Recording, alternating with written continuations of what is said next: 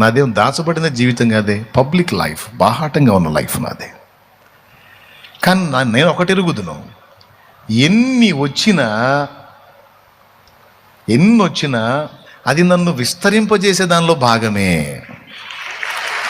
నన్ను పరిమళింపజేసే దానిలో భాగమే.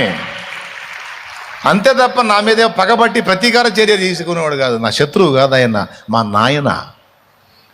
ఎవరైనా నా డాడీ,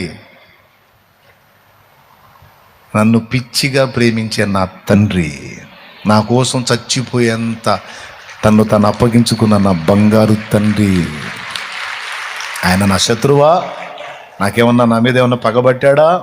మరి ఎందుకు కొన్ని అనుభవాలు, కొన్ని ప్రతికూలతలు, కొన్ని దారుణమైనటువంటి వేదనామయమైన పరిస్థితి ఎందుకు అంటే ఆయన నాకు అవసరం.